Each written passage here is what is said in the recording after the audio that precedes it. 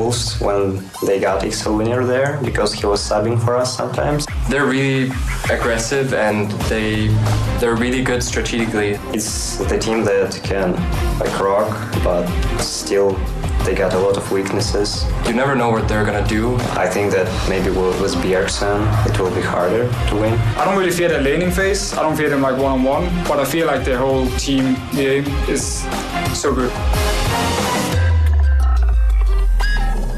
So we heard it there. Bjergsen may have been the key to that one. They've got Forellenlord this time around. He's not a bad player by any means. He knows how to do the business in that middle lane. The question is, how does it really match up on the whole team play side of things? Because we know that you can have the best player in the world standing in any team, and it doesn't mean that they're going to win games. They have to slot in with the rest of the side as well. What they do have to their advantage, though, is if Forellenlord does get a leg up and does start to get an advantage in that middle lane, picks up some kills, picks up a farm advantage or something similar, that can snowball to the rest of the lanes. Mid lane in particular, if you get an advantage or you have a champion with good pushing power or good roaming, ganking power, you can go and help the rest of your lane. So in this situation where you've got a brand new AD carry in the form of Coutard, you've got Forellenlord in that mid lane, that solo queue mentality may work out for them. It's a possibility, but it's going to be up to them to make it happen because Gambit, they're not going to give up any free kills. They're not going to let themselves fall behind. See, that's one thing I'm not sure about this game. It could go, in my opinion, one of two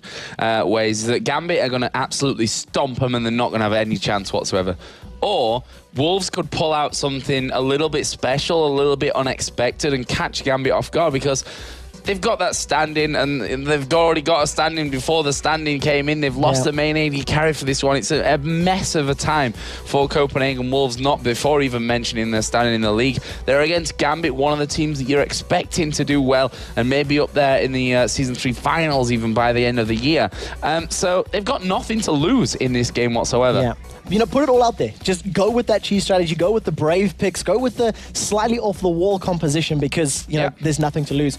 Picks and bans already underway. Elise, Needley, and Caitlyn removed for Gambit. I wonder if they heard the comment or maybe they've done some research into Coutard. We may see a Graves coming up for the Copenhagen Wolves. I wouldn't be surprised to see Graves first picked in for this one just to stop that from going away. If what they told me earlier wasn't just trolling. Rise, Xin Kha'Zix. Rise obviously aimed straight in towards Alex Ich. Xin Zhao aimed in towards Diamond and not falling for that Teemo pick as a first pick just yet. And Kha'Zix, of course, he is still very, very strong. We saw Darian on him yesterday as well. Still a brilliant champion to ban. Yeah, exactly. And Darian eventually found his stride very late in his matchup yesterday, finally going very, very brave with their Kha'Zix. Took a long time to get into that situation, a long time to find their rhythm. But once they did, they just started tearing people apart.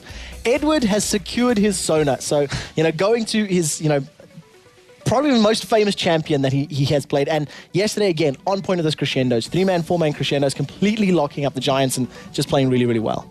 Right now, Wolves hovering over Vi. We've seen him have some games that have made a big impact, some others that haven't really made that big of an impact, but we know that if you get into the right place, especially early on, you can really carve out a lead for yourself with the power of Vi early on. And a Shen as well, which is one of the champions which usually, if he gets through the banning phase, will make an appearance in the picks. Now, I stand to be correct on this, but I think this was the same combo that SK Gaming ran on their very first matchup against the Wolves, when it was Shen in the top lane by Kevin facing off against Godbros Needley, and they had Hercubot with Vi in the jungle. Yeah. And, just that combo of having Vi dash in there with their ultimate, that Assault and Battery, having Shen come down on top of her, and just after you slam somebody into the ground, taunt them up, and you've just got like the AD carry or the AP champion completely shut down for such a long duration of time.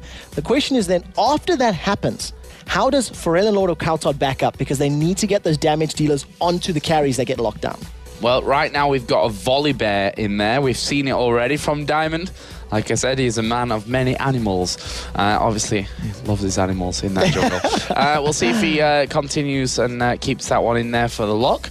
And what are they going to go for the AD carry? That didn't seem like... they were talking about not hovering over anything, and then it's like, bam, Kog'Maw. That's what we're going for. Kog'Maw. Sorted. That'll be locked in, obviously, with the Sona in that bottom lane. I say, obviously, could end up being an AP Cog in the middle lane. don't think we'd really No. see that out of Alex at this stage, but it's always an option anyway, and there's the volley bear lock. We also know Genja as well is such a strong Cogmore player, and looking at the lineup of both Shen and Vi, the longer this game goes, that percentage HP-based damage is just going to make him more and more powerful the longer the matchup goes. Yeah. I am a little bit nervous for the match for this particular lock-in though, because of the diving power of both Vi and of Shen. If they decide to pick on either Genja or Edward's Sona, they don't have any inherent escapes. They don't have the ability to get away. There is no, Knight's Caliber net. There is no quick draw. There's no arcane shift from some of the other AD carries that we've been seeing of late. And, Gambit are going to really make sure that they are in the right positioning for any and all engagements so that they don't get caught out and blown up very quickly. And the picks coming in for Wolves, called it earlier on, Graves. Caitlin's banned, he's going to pick Graves, and that looks like exactly what Wolves are going for. They weren't trolling me early when they said that Coutard really only has 2 champions up his sleeve for these games that they have to play today. That Zyra obviously could be Graves' support, could also be with Pharrell and Lord in the middle. Yeah, so true. The option is there, the possibility is to go elsewhere, and Wolves they're not showing their hand. They're going, look, we'll pick this champion that we can move around, Edward with his typical troll picks, and they're just going to wait to see what Gambit lock in here and allow themselves to either counter pick this mid lane and give the Zyra Graves bottom, or say, look, Zyra's a fairly safe mid laner. She's got the ability to farm from range, has got, great CC to both avoid ganks and set ganks up if some ganks come in from Vi, for example. So there's some great possibilities there. If we're going to be very honest as well, there's even the possibility of seeing Shen in the jungle and Vi mid. I mean, that's not entirely out of the question. We've seen Shusha running Vi at the Warsaw qualifiers.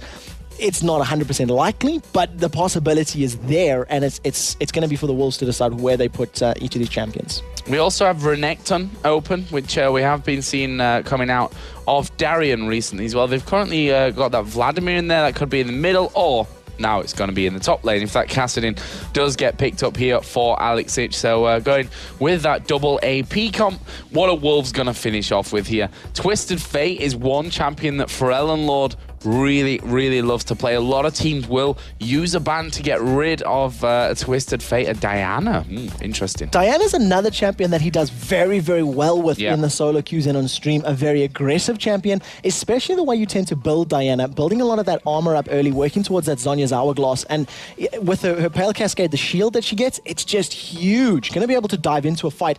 If she does decide to go very aggressive onto Cog or, Kassadin, she can chase as well. There's going to be multiple charges of that Lunar Rush as long as she can continue landing those Crescent Strikes. And you're not going to be able to Rift Walk away from a Diana because she's got the ability to stick to you. Exactly. Yeah, and that may be what they're going for with this one, being able with Shen, with Vi, and with Diana to really get into the back of them. Zyra, in the meantime, knocks him up to stop them fleeing away. And it looks like that is what Wolves are going to go for. So we've got our 2 teams here. Who do you fancy in quick shot? Who do you think's got it? It's really difficult to call because I think the longer this game goes, the better the chances are for Gambit Gaming. I feel their teamwork, their cohesion, and just simply the composition will just scale so incredibly well. The one thing that is very scary for them is the mid-game phase. Once the towers go down and you have Shen, Diana, and Vi diving onto either Cogmore or Kassadin and sticking to them, or even Volibear. I mean, if Diamond Prox uses that rolling thunder and tosses somebody back, Shen and Vi are just going to love that. They say, thank you for that. We don't need to burn our flash to get in range. And all of a sudden we're there. So it's a bit of an interesting pick to see how it plays out. And if you were looking at the faces there of the Wolves, there was big smiles on Deficio and Coutard. They look happy. They look relaxed. Considering the circumstances, it's really great to see them coming in with a really, energetic sportsman. As Svenskeren sets up for the gank. They're going in. They've managed to get the roots on towards Edward. He will flash away. Svenskeren continues to put that pressure down. Are they going to go under the turret for this one? No. They don't want to risk anything like that, and they managed to stay alive 3-on-2. They went too early. Neither of them had the ultimates. There was no slam into the ground that Assault and Battery. They didn't have Stranglethorns. They didn't have the collateral. And if any one of those was available, they probably could have picked up first blood. So just in phase, as we see Pharrell and Lord being caught up in the middle lane. Yeah, we'll see if they can hold him down here. He will fling him actually back towards his own turret as Shen is coming in here as well. They're going to go in towards Diamond Prox. There is the first blood. Alex got involved in the fight there. He should have probably just left it, and that is 2 kills for Copenhagen Wolves. So nicely done. They dove in there. They waited for the Stand United. The shield was enough to keep Pharrell and Lord alive, and as soon as Shen landed, got the taunt. Genja is very far overextended. Yep, Edward is actually running away, but as you can see, Genja is the one that's in a little bit of danger from this one. Can they hold in? The roots are going to land. There go the Stranglethorns. Coutard chimes in with the collateral damage to pick up the kill. And, well, they faced so much pressure early on. They were behind on all fronts, but look at it now. They finally gained that gold lead back. Pinged it himself, going to get inside the pit. And Wolves, they're not going to start it off. Actually, he's just going to get himself over the wall. They should realize what's going on now. They've got a ward on that top side, so they wouldn't know really if he was inside the Dragon pit doing Dragon. They came around to cover it, saw that Vi was actually in that tri-bush, and know now that they are safe from a gank at bottom. Really smart play from Svenskeren again. You know, we've seen this from a number of junglers. Actually, Diamond Prox, and I think it was the very first matchup of the EU LCS. He flashed over the wall at 4 minutes to do a dragon with his Udyr.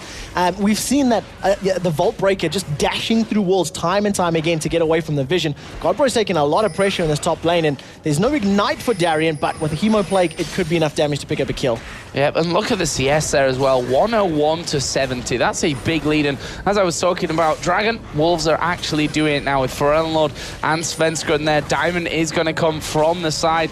Notice that they've started that Dragon off. It's below half HP already. We do have Smite up for both junglers, and it is going to be picked up there by Diana as they engage in on towards Diamond. He's going to do his best to get away. The Rolling Thunder, he is there. He throws on the ultimate. Those Thunder Claws slamming into the ground, but Svenskeren forced to flash to safety. Going to charge up that Vault Breaker and close the gaps. Forellenlord's gotten very brave. He's dashed in. Double Lunar Rush, but his HP is so low. One more Rift Walk will be enough for Alexich. Wait for the cooldown. Forellenlord goes back in with the shield. The Pale Cascade keeps him alive a couple of seconds longer, but in the bottom lane, Genja blows up Coutard. Yeah, Coutard going down. That's the real danger. We've seen it so often already in the EU LCS that these more unexperienced teams, they have no problem with getting into the lead in games. The problem that they have is keeping that lead and even more, pushing it in towards a victory. Earlier on by Vladimir with those Sorcerer Shoes, now he's got that needlessly large rod in there as well. So Shen, if he wasn't having problems with him before in that top lane, it's going to become even worse for him. Now got that giant spell in there as Edward goes to put a ward down. There are 3 of them there though. Svenskeren going to lock him in, and Edward going to fall victim to that old support rule of just putting a ward down, guys. Just putting a ward down, and they combo the ultimates perfectly, picking their kill up. Deficio still has his Stranglethorns available. Now, the ultimate is available, and Flash will be in just a moment. The Vault Breaker is being charged. There comes the Flash onto Edward. They've locked him down. The Grasping Reach goes knocking everybody up in the air, and they just blow up Edward once again. A great gank, a lot of abilities, and you see Forellenlord going on to Alex. Alex having to rift walk away from this one, but can he escape? Gets a slowdown. Crescent Slash will land here. Well, Forellenlord not going too deep into it. They know that Dragon is going to be coming up here soon. Vi actually down in the bottom lane is going to be hammering away at Cogmore. Let's quickly jump down there. Alexich will rift walk to safety. But they are actually now on that turret. They've decided to leave Genja alone, and that turret is gonna go down. That's the first one of the game for Copenhagen Wolves. Forellenlord's in trouble though, because the bear comes rolling in, flippity floppity around, throws Edward backwards. Stand United comes down though. We'll see if Shen can turn the tide of this battle. Diamond Prox has been taunted up. The Hemo Plague was on Shen though, so he's going to be taking bonus damage from anybody that's going down. The Volibear passive is ticking over, and his HP is simply going through the roof. See whether or not the Wolves can hold off the Russian overlords in this battle. Yeah, it's going to be Wolves. Coutard pushed that bottom lane out, got himself a good amount of farm. Cogmore did go down there, but he's going to be coming back into this one. Vision granted there over on towards Forellenlord, and we can see the Diamond running in. He's dived in there. You can see Svenskeren is forced out of the fight before he can really do anything. Assault and Battery is up on the blue buff. Alexich is going to be the first victim, and Svenskeren is still alive. He's gotten away. Now Forellenlord's picked one up onto Diamond Prox. Can he continue the chase, though? Genja was untouched the entire duration of that battle, and Alex with a questionable play coming from behind. He got Svenskeren super low. I'm surprised that he even survived. As Forellenlord actually flashing over there on towards Darien, picks up the kill. He is double buffed in there as well. And that will be Copenhagen Wolves going 8-2 in the lead. But yeah, I mean, Volibear, we talked about him saying he could take it, he's the bear. But that time, I tell you what, that burst power was just too much for him to handle. And the problem coming in there for Gambit Gaming is they focused Svenskeren's Vi. They focused the jungler. They didn't really put too much damage into Coutard or Forellenlord until Svenskeren was out of the fight.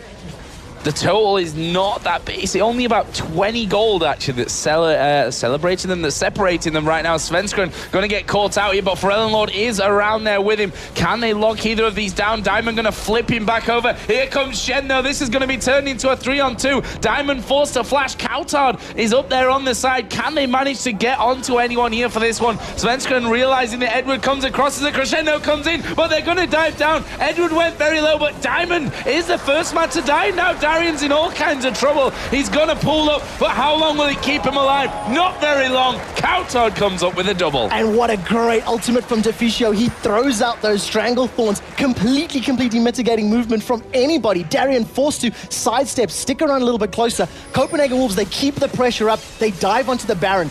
In that fight, though, they did split up. They started picking fights. There was a little bit of mixture in terms of calls, who's going to go where. And if they do that again, they might be in trouble. But can they get this Baron buff before Gambit Gaming can respond?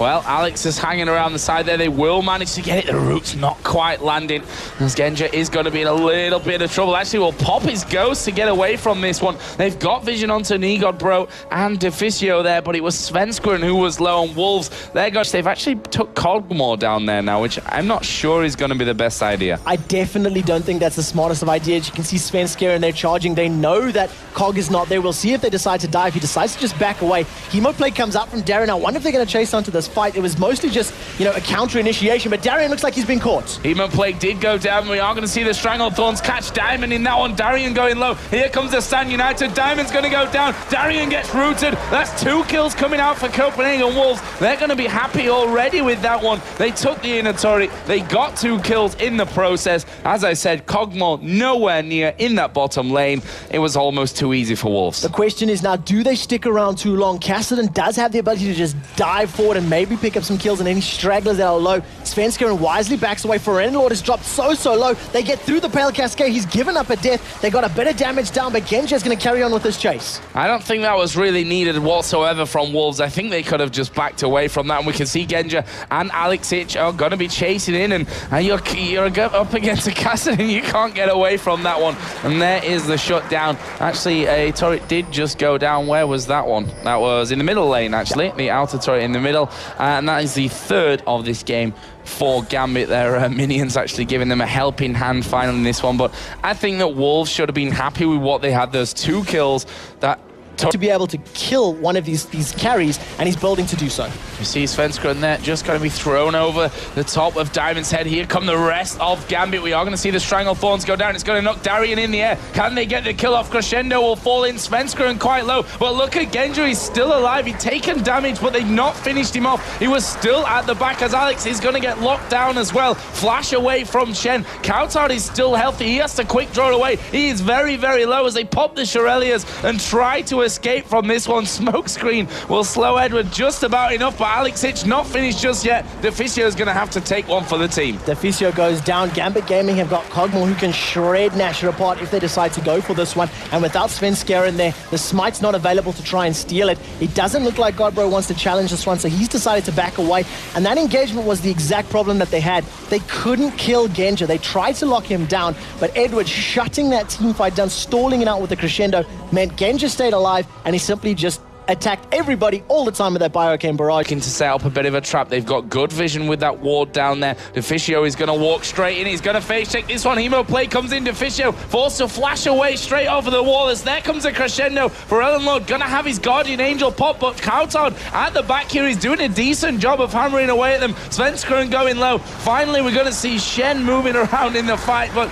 is this going to be enough? Godbro is going to go very low. Kautard is going to fall here at some point in the end. A double kill, a triple kill even for Alex Hitch there at the end. That is an ace for Gambit. Just no vision at all. They simply walked into it, and a good call from Darren. He drops the Hemoplague as soon as they were in range. Cogmore was close by. Everybody else from Gambit Gaming was close enough to close out this match, and with those huge death timers, Gambit Gaming are just going to tank up these last Nexus turrets and finish out the game to put themselves 3-2 in the EU LCS. I mentioned early on that I talked to Wolves last night after their loss to SK, and they were really devastated that it slipped away from them. And I tell you what, they're going to be gutted that game went the way of Gambit, who will be equally as relieved, I'm sure, that they didn't suffer their second upset so far of this season. But plenty to talk about in that game. We're going to throw it over to the analysis desk where Demon, Expeke and Jason are waiting.